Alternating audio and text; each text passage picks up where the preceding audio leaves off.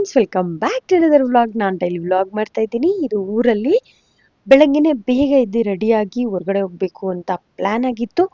But ಹಿಂದಿನ ದಿವಸ ನಾನು ಬ್ಯಾಂಗ್ಳೂರಿಂದ ಬಂದಿದ್ದ ದಿವಸ ನಾನು ಸ್ಯಾರಿದು ಕ್ರೋಶ ಹಾಕಿದೆ ಅಲ್ವಾ, ಕುಚ್ಚು ಕಟ್ತಾ ಇದ್ದೆ ನೈಟು. ನಮ್ಮ ಅಕ್ಕ ಹುಣ್ಸೆಹಣ್ಣು ಕುಟ್ಕೋತಾ ಇದ್ಲು.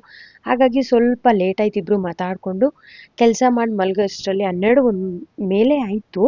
ಹಾಗಾಗಿ ಬೆಳಗ್ಗೆ ಎದ್ದೇಳೋದು ನನಗೆ ಸ್ವಲ್ಪ ಲೇಟ್ ಆಯಿತು. ಸುಸ್ತು ಬೇರೆ ಆಗಿತ್ತು ಬಸ್ಸಲ್ಲಿ ಜರ್ನಿ. ಹಾಗಾಗಿ ನಾನು ಸ್ವಲ್ಪ ನಿಧಾನಕ್ಕೆ ಎದ್ದೆ. ನಮ್ಮ ಅಕ್ಕ ಸ್ವಲ್ಪ ಬೇಗ ಎದ್ದು ಕೆಲಸ ಮಾಡ್ಕೋತಿದ್ದಾಳೆ. ನಾನು ನಮ್ಮ ಅಕ್ಕನ ಸ್ವಲ್ಪ ಅವಳದು ಏನಿದೆ ಕೆಲಸ ಅದು ಮುಗಿಯೋಷ್ಟರಲ್ಲಿ ನಾನು ಬೇಗ ಬೇಗ ರೆಡಿ ಆಗೋಣ. ರೆಡಿ ಆಗೋಕ್ಕೂ ಮುಂಚೆ ನಾನು ಇನ್ನೊಂದು ಸ್ವಲ್ಪ ಸ್ಯಾರಿದು ಕುಚ್ಚು ಪೆಂಡಿಂಗ್ ಇತ್ತು. ಅದು ಹಾಗೆ ಟೀಪಾಯ್ ಮೇಲಿದ್ದರೆ ಹಾಳು ಮಾಡಿಬಿಡ್ತಾರೆ ಮಕ್ಕಳು ಅಂತ ನಾನು ಬೇಗ ಮುಗಿಸೋಣ ಅಂತ ಪ್ಲ್ಯಾನ್ ಮಾಡಿದ್ದೀನಿ. ನೋಡೋಣ. ನಮ್ಮ ಅಕ್ಕಂದು ಅಡುಗೆ ಪ್ರೋಗ್ರಾಮ್ ನಡೀತಿದೆ. ಊಟ ತಿಂದ್ಕೊಂಡು ಕೆಲಸ ಎಲ್ಲ ಕಂಪ್ಲೀಟ್ ಮಾಡಿ ನಾವು ಹೊರಡೋಣ ಅಂತ ಪ್ಲ್ಯಾನ್ ಇದೆ. ಎಲ್ಲಿಗೆ ಏನು ಅಂತ ಇವಾಗ ಹೇಳ್ತೀನಿ, ಕೇಳಿಸ್ಕೊಳ್ಳಿ. ಮಕ್ಕಳಿಗೆ ಕಾಲು ಚೈನ್ ತರಕ್ಕೆ ಅವರು ನಮ್ಮ ಅಕ್ಕ ಕೊಡಿಸಿದ್ದಷ್ಟೇ ಕಾಲ್ಗೆಜ್ಜೆ ಹಾಕ್ಕೊಳ್ಳೋದು. ನಾನು ಕೊಡಿಸ್ತೀನಿ ಅಂದರೆ ಇಲ್ಲ ಇಲ್ಲ ನಮ್ಮ ದೊಡ್ಡಮ್ಮ ಕೊಡಿಸ್ಬೇಕು ಅಂತಾಳೆ. ಅವಳು ಅಜ್ಜಿ ನನಗೆ ಕಾಲು ಚೈನು ಅಂತಾಳೆ.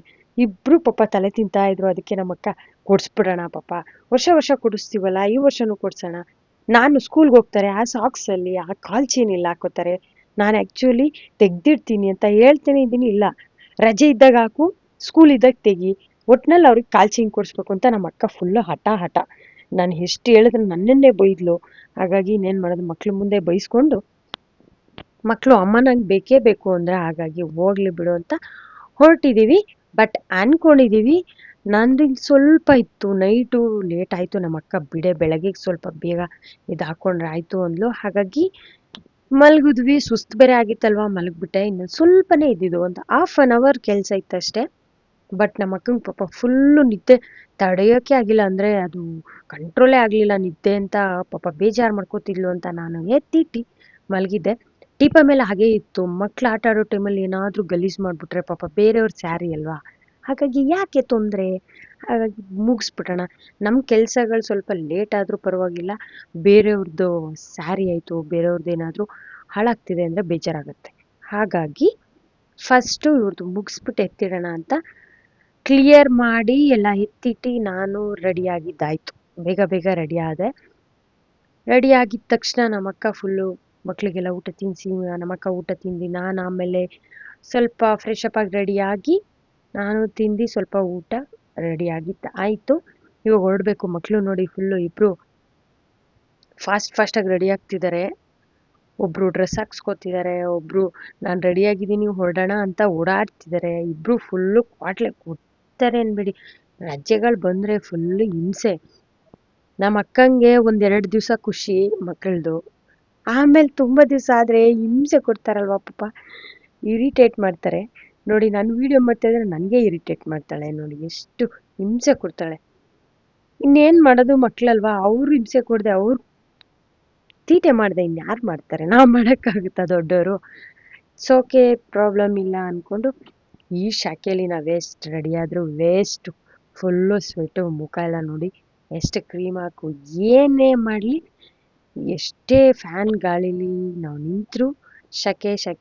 ಯಾಕೆಂದರೆ ನಮ್ಮ ಫ್ಯಾನ್ ಗಾಳಿನೂ ಬಿಸಿ ಬರುತ್ತೆ, ಹೊರಗಡೆ ಗಾಳಿನೂ ಬಿಸಿ ಬರುತ್ತೆ. ಇನ್ನೇನು ಮಾಡೋದು ಪಾಪ. ಈ ಬಿಸಿಲಲ್ಲಿ ಮಕ್ಕಳನ್ನ ಕರ್ಕೊಂಡು ನಾವು ಆಚೆ ಹೋಗ್ತಿದ್ದೀವಿ, ಸಿಟಿಗೆ ಹೋಗ್ಬೇಕು. ಹಾಗಾಗಿ ಅಡುಗೆ ಎಲ್ಲ ಕಂಪ್ಲೀಟ್ ಆಯಿತು, ಮುಗ್ದೋಗಿದೆ ಎಲ್ಲ, ಊಟನೂ ಆಯಿತು. ಇವಾಗ ನಮ್ಮ ಅಕ್ಕ ಫುಲ್ಲು ರೆಡಿ ಆದ್ಲು. ನಾವೆಲ್ಲ ನಮ್ಮ ಪಾಡಿಗೆ ನಾವು ರೆಡಿ ಆಗ್ತಿದ್ವಿ, ಅವಳು ರೆಡಿ ಆದ್ಲು ಬೇಗ. ಏನೇನು ಬೇಕು ಎಲ್ಲ ಹಳೇದು ಗೆಜ್ಜೆಗಳೆಲ್ಲ ಇತ್ತಲ್ಲ ಅದೆಲ್ಲ ತೊಗೊಂಡು ರೆಡಿ ಮಾಡ್ಕೊಂಡು ಹೊರಟ್ವಿ. ಫೈನಲಿ ಬಸ್ಸಲ್ಲಿ ಹೊರಟ್ವಿ. ಮಕ್ಕಳು ಫುಲ್ಲು ಬಿಸಿಲು ತುಂಬ ಇತ್ತಲ್ವ, ಹಾಗಾಗಿ ನಮ್ಮ ಅಕ್ಕ ವೀಡಿಯೋ ಮಾಡೋಕ್ಕೆ ಹೋದ್ರೆ ಹೊಡಿತಾವಳೆ. ನೋಡಿ, ನನಗೆ ವೀಡಿಯೋ ಮಾಡ್ತಿದ್ಯಾ ನೀನು ಗಬ್ಬಿ, ಮಕ್ಕಳನ್ನ ಮಾಡ್ಕೊ ಅಂತ ಹೊಡಿತಾವಳೆ. ಮಕ್ಕಳು ಫುಲ್ಲು ತಣ್ಣಗೆ ಗಾಳಿ ಬರ್ತಿತ್ತಲ್ಲ. ಲಹರಿ ಏನು ಮಲಗಲ್ಲ, ಇವಳೆ ಬುಜ್ಜಿ ಮಲಗಿಬಿಡ್ತಾಳೆ. ನಿಧಾನಕ್ಕೆ ಮಸ್ಕ ಉಟ್ಕೊಂಡು ಕಾಲು ಚೈನ್ ಬೇಡವಾ ಅಂತ ಹೇಳಿ ಡವ್ ಮಾಡಿದ್ರೆ ಎದ್ಬಿಟ್ಲು. ಎದ್ದಿದ ತಕ್ಷಣ ಕರ್ಕೊಂಬಂದ್ವಿ. ನೋಡಿ, ಬಂಗಾರದ ಅಂಗಡೀಲಿ ಎಷ್ಟೇ ರೇಟ್ ಇರಲಿ ಜನಗಳು ಮಾತ್ರ ಕಡಿಮೆ ಇರಲ್ಲ. ಬೆಳ್ಳಿ ಆಯಿತು ಬಂಗಾರ ಆಯಿತು ತೊಗೊಳ್ಳೋರು ತೊಗೋತಾ ಇರ್ತಾರೆ. ಅಂಗಡಿಯವ್ರೇನು ತಲೆನೇ ಕೆಡಿಸ್ಕೊಳ್ಳಲ್ಲ, ಎಷ್ಟಾದರೂ ರೇಟ್ ಆಗಲಿ ಏನಾದರೂ ಆಗಲಿ, ಬರೋರು ಕೊಡೋದು ಅಷ್ಟೇ ಅಲ್ವಾ ಕೆಲಸ. ಆದರೂ ಬಂಗಾರದ ಅಂಗಡೀಲಿ ಏನು ಜನಗಳು ಇದ್ದೇ ಇರ್ತಾರೆ. ಒಂದೊಂದು ಟೈಮು ಕಾಲು ಇಡೋಕ್ಕಲ್ಲ, ಜಸ್ಟು ಒಳಗಡೆ ಹೋಗೋಕ್ಕೂ ಪ್ಲೇಸ್ ಇರಲ್ಲ, ಅಷ್ಟು ಇರುತ್ತೆ ಜನಗಳು. ಬಟ್ ಸ್ವಲ್ಪ ಪರವಾಗಿರ್ಲಿಲ್ಲ, ನಾವು ಹೋದಾಗ ಡಿಸೈನ್ಸ್ ನೋಡಿ ನೋಡಿ ನೋಡಿ ಮಕ್ಕಳನ್ನ ಬೇಕಿದ್ರೆ ಒಪ್ಪಿಸ್ಬೋದು, ಇನ್ನು ಮಕ್ಕಳನ್ನ ಒಪ್ಸೋಕ್ಕಾಗಲ್ಲ, ಅಷ್ಟು ಭಯಂಕರವಾಗಿ ಕ್ವಾಟ್ಲೆ ಕೊಡ್ತಾಳೆ. ನಾನು ಚೆನ್ನಾಗಿದೆ ಕಣೆ ಅಂದ್ರೆ ಇಲ್ಲ ಇಲ್ಲ ಇಲ್ಲ, ನನಗೀಗ ಚೆನ್ನಾಗಿಲ್ಲ ಅಂತಾಳೆ. ಫೈನಲಿ ನಾವು ಡಿಸೈನ್ನ ಸೆಲೆಕ್ಟ್ ಮಾಡಿ ತಗೊಂಡಿದ್ದು ಆಯಿತು. ಇವಾಗ ಲಾಲಿಗೆ ಒಂದು ಓಲೆ ಗಿಫ್ಟ್ ಕೊಟ್ಟಿದ್ದಿದ್ದು ನಾನು, ಅಂದರೆ ನಾವು ಕೊಡ್ಸಿದ್ವಿ ಗಿಫ್ಟು. ಅದನ್ನು ಹಾಕ್ಸ್ಕೊಬರಕ್ಕೆ ಹೋದ್ವಿ, ಮುರ ಇತ್ತಲ್ವ, ಅದು ಚಿಕ್ಕ ಹೋಲಿತ್ತು, ಅದನ್ನು ಪಾಪ ದೊಡ್ಡದಾಗಿ ಹೋಲ್ ಮಾಡಿ ಹಾಕ್ಕೊಟ್ರು. ಅವಳು ಸ್ವಲ್ಪ ನೋಳ್ತಾ ಇಲ್ಲ, ತಾಯಿ ಸೈಲೆಂಟಿದ್ದಾಳೆ. ಗೋಲ್ಡ್ ಅಂದರೆ ಎಷ್ಟು ಹುಚ್ಚು ಅವಳಿಗೆ, ಗೋಲ್ಡು ಮತ್ತು ಈ ಸಿಲ್ವರು ಅಂದರೆ ಬೆಳ್ಳಿ ಬಂಗಾರ ಯಾವುದೇ ಕೊಡಿಸ್ಲಿ ಫುಲ್ಲು ಖುಷಿ ಖುಷಿಯಾಗಿ ಹಾಕೋತಾಳೆ. ಹೇಳ್ಕೊಂಡ್ರೆ ಎಲ್ಲಿ ತೆಗೆದ್ಬಿಡ್ತಾರೋ, ಎಲ್ಲಿ ಹಾಕ್ಸಲ್ವೋ, ಕೊಡಿಸ್ತಾರೋ ಇಲ್ವೋ ಅಂತ ಅವಳು ಅಯ್ಯೋ ನಾನು ನಗ್ತಾ ಇದ್ದೀನಲ್ಲಿ, ಅಕ್ಕ ಅಷ್ಟು ಜೋರಾಗಿ ಚುಚ್ಚುತ್ತವ್ರು ಅಲ್ಲಿ ನೋಡೋ ಹೇಳ್ತಾನೆ ಇಲ್ಲ ಅಂತ. ಆಮೇಲೆ ಒಂದು ಹಾಫ್ ಆನ್ ಅವರ್ ಆದಮೇಲೆ ಅಜ್ಜಿ ನೋವ್ತಾ ಇದೆ ಅಂದ್ಲು ಪಾಪ.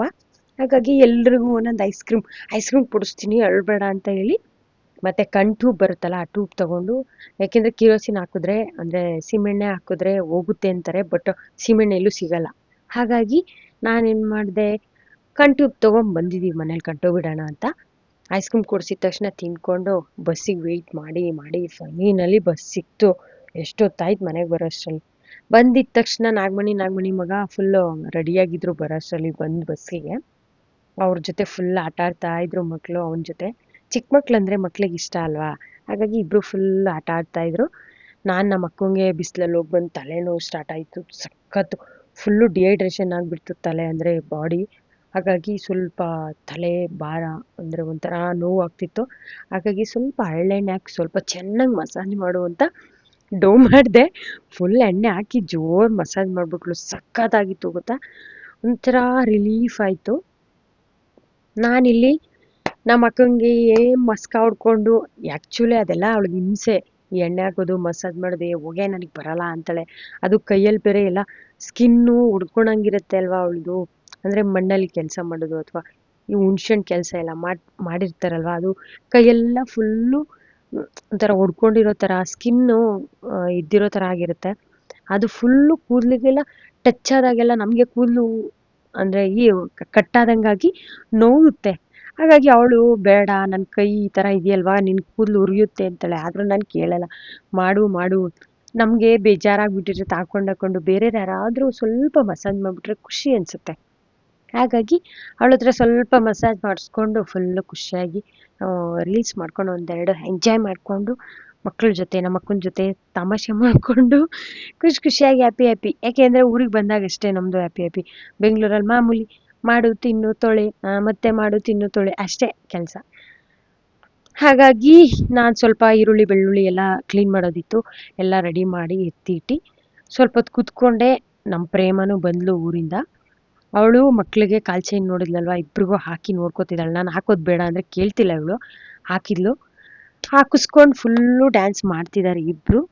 ನಾನು ಸರಿ ಎಂಜಾಯ್ ಮಾಡಿ ಅಂತ ನೋಡ್ತಾ ಇದ್ದೀನಿ, ಅಂದರೆ ವಿಡಿಯೋ ಮಾಡ್ತಾ ಇದ್ದೀನಿ.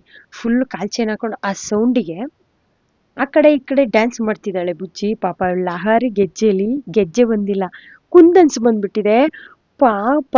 ಅಜ್ಜಿ ತಾತ ನನಗೆ ಗೆಜ್ಜೆ ಬಂದಿಲ್ಲ ಅಂತ ಪಾಪ ತೋರಿಸ್ಕೊಂಡು ಬೇಜಾರು ಮಾಡ್ಕೊತಾ ಇದ್ಲು. ನಾನು ಇರ್ಲಿ ಬಿಡಮ್ಮ, ನೀನು ಗೆಜ್ಜೆ ಇದ್ರೆ ಹಾಳಾಗುತ್ತೆ ಅಂತ ಹೇಳಿ ಪಾಪ ಸುಮ್ಮನೆ ಇರಿಸ್ದೆ. ಇವತ್ತಿನ ವ್ಲಾಗ್ ಇಷ್ಟೇ. ನೆಕ್ಸ್ಟ್ ವ್ಲಾಗಲ್ಲಿ ಮತ್ತೆ ನಾವು ಸಿಗೋಣ. ಅಲ್ಲಿ ತನಕ ಟೇಕ್ ಕೇರ್, ಬಾಯ್.